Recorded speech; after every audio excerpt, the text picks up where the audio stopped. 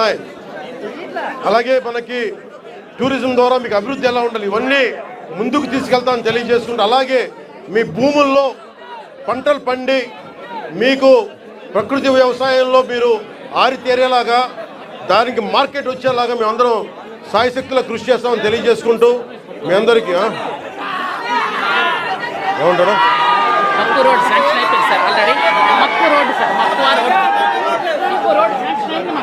ఇవన్నీ మీరు దారి పొడవుతో నాకు మీరు అందరూ రకరకాల వినతి పత్రాలు ఇచ్చారు. రోడ్లు ఉన్నాయి, అలాగే అక్కడ క్వారీ కూడా తవ్వుతున్నారు.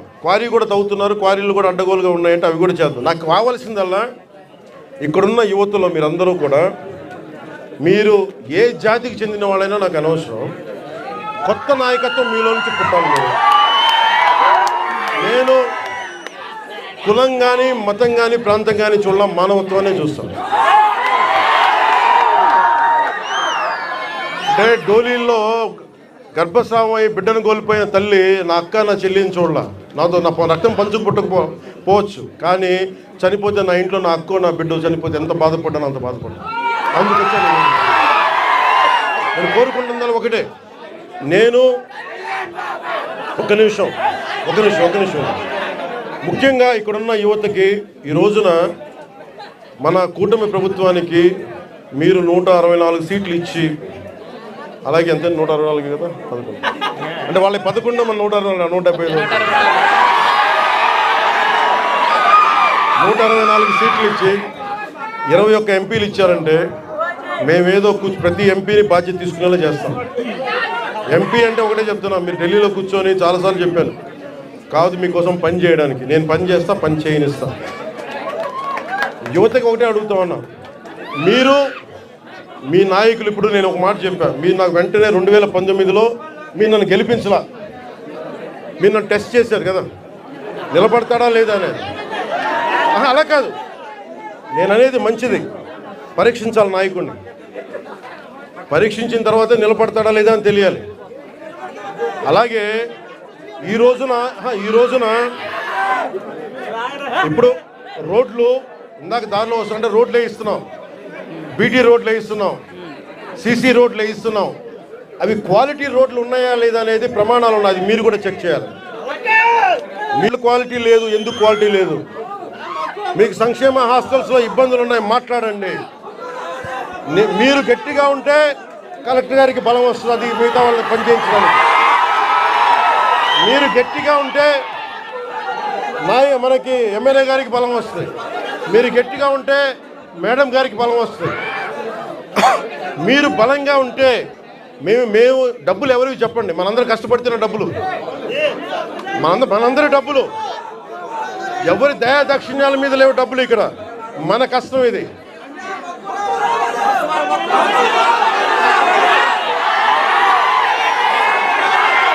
ఎందుకని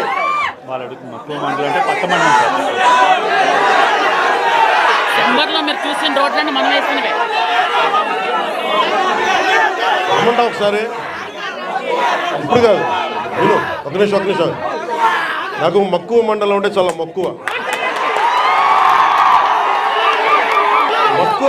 మక్కువ మండలం కాదు, అన్ని మండలాలు తిరుగుతాడు. ఒక్క రోజులో అన్ని సాధ్యం కాదు కాబట్టి మీరు నాకు వదలండి. ఆ రోజు మా జయకృష్ణ గారి కోసం వచ్చినప్పుడు మొత్తం వచ్చారు కదా, నేను మర్చిపోతాను ఆ రోజున అన్నీ. కాకపోతే నా కోరిక ఒకటేంటంటే నన్ను పని చేసుకునేవాడు. మీరు నా మీద పడిపోతే రోడ్డు వేసారు, ఇందాక అడుగుతా ఉన్నా, రోడ్డు వేద్దామంటే కనిపించలేరు, మీ అందరికి దండం పెడతాను బాబు, నాకు రోడ్డు చూడండి ఇవ్వండి అని. ఓజీ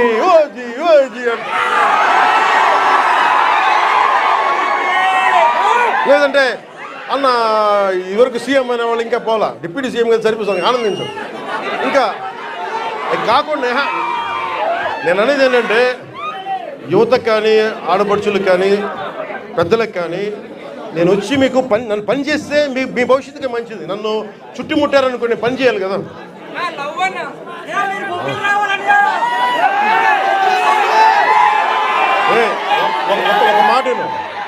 ఒక మాటేనండి, ఉత్తరాంధ్రలో మీరు తెలుగు నేర్పించిన నేల ఇది, వాడుక భాష నేర్పించిన నేల ఇది, తిరుగుబాటు అంటే నేర్పించిన నేల ఇది. అంటే మనల్ని ఎవరన్నా దోపిడీ చేస్తుంటే ఎదురు తిరిగే నేల ఇది. మీరు ఈరోజు ఏమైపోయారంటే మీరు సినిమాల మోజులో పడిపోయి మీరు పోస్టర్లు పెట్టి ఓజీ లేదంటే మిగతా హీరోలకి జైజీలు కొట్టి ఇవన్నీ కొట్టండి. కానీ మీరు కనుక మీ జీవితం మీద బాధ్యత తీసుకోకపోతే ముందుకెళ్ళారు. మీరు మాట్లాడితే అన్న మీసం తిప్పు అంట. నేను మీసం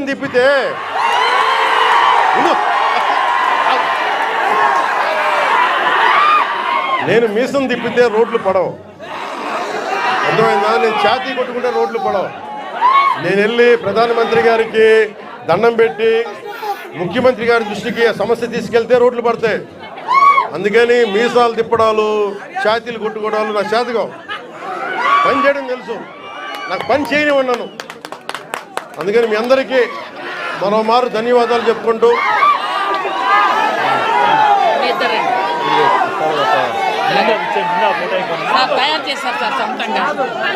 ఏం తెలియదు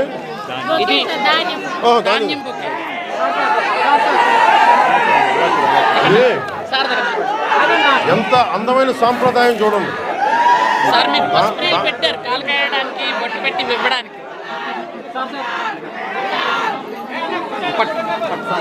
చెక్ సార్ మహిళా సంఘాలు 4 కోట్ల ఎంత 4,14,00,000 లోన్ సార్ వీళ్ళకి. అలాగే మన మహిళా సంఘాలకు సంబంధించి 4,14,00,000 4,14,72,000 మన మహిళా సంఘాలకి రుణంగా తీసుకున్నాం.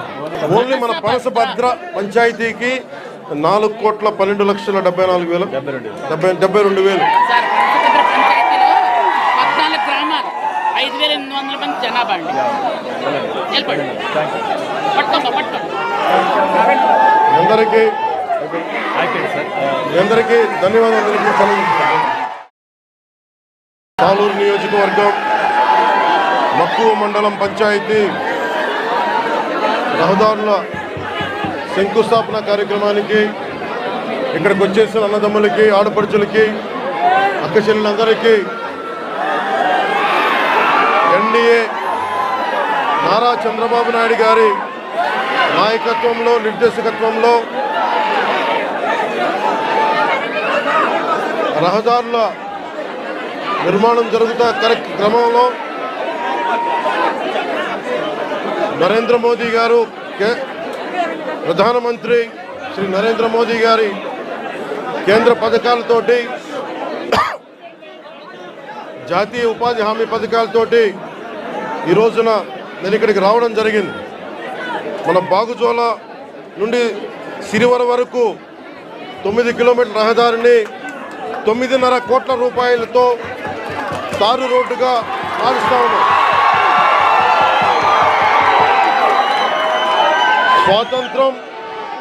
మనకి స్వాతంత్రం వచ్చినప్పటి నుంచి దాదాపు 70 సంవత్సరాల పైన అయినా ఈ రోడ్డుని మనం వేసుకోలేని పరిస్థితి. నేను మీ దృష్టికి ఈ రోజున నేను అన్ని వదిలి,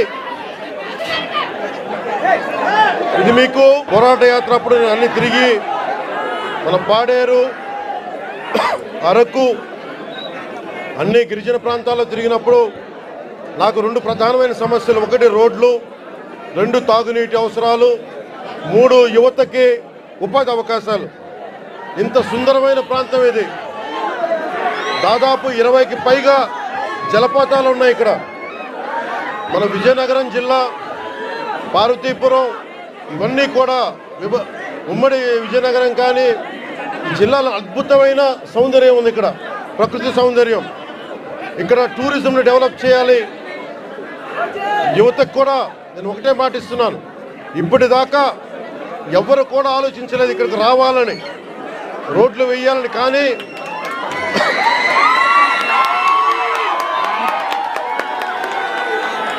గౌరవ ముఖ్యమంత్రి శ్రీ నారా చంద్రబాబు గారి నాయకత్వంలో ఒకటే నేను కోరాను వారిని, 70 సంవత్సరాలుగా రోడ్లు లేవు ఇక్కడ,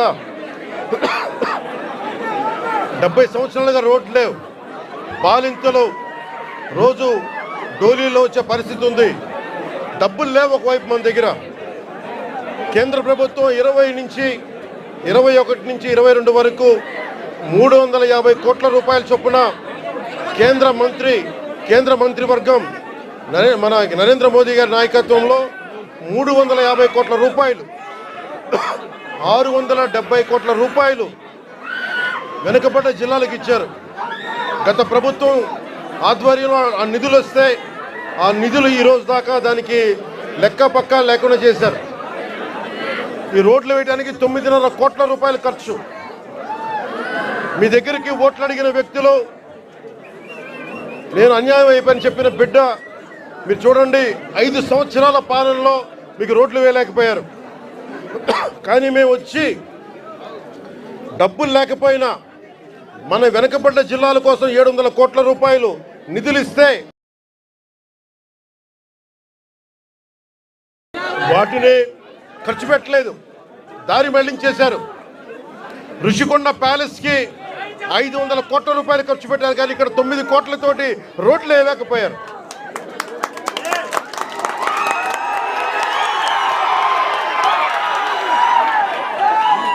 నేను ఈ రోజున దీన్ని ఆధారం చేసుకొని ఒకటే చెప్తా ఉన్నాను. ముఖ్యంగా గిరిజన వర్గ ప్రజలందరికీ, మన్యం ప్రాంతంలో ఉండే ప్రజలందరికీ నేను మీకు నారా చంద్రబాబు నాయుడు గారి ఆధ్వర్యంలో నాయకత్వం నడుస్తున్న ఈ కూటమి ప్రభుత్వం తరపున మనకున్న మంత్రివర్గ సహచరులు కానీ ఎమ్మెల్యేలు కానీ అందరి తరపున నేను మాటిస్తున్నాను. మీకోసం అహిర్నిశలో ఎండనక వాననక పనిచేయడానికి మేము సంసిద్ధంగా ఉన్నాం. ఇందాక కలెక్టర్ గారు నా దృష్టికి తీసుకొచ్చారు. ఇది పైకి మనం ఎంతవరకు వెళ్తాం ఆగుదామంటే ఒకటే మాట చెప్పాను కలెక్టర్ గారికి, 1 కిలోమీటర్ నడిస్తే కానీ సాధక బాధలు తెలియవు నాకు, కనీసం నేను నడవాలి నేను.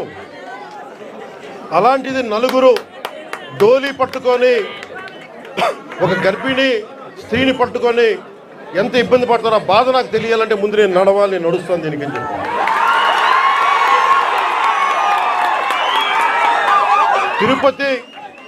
తిరుమల వెంకటేశ్వర స్వామికి నేను కొండెక్కా. ఆయన్ని ఒకటే కోరుకున్నా, నన్ను కష్టాలు తీర్చమని, ప్రజల కష్టాలు తీర్చమని నేను ఆయన కోరి కొండెక్కాను. ఈ రోజున నేను మన కొండెక్కా, మన కష్టాలు తీర్చమని.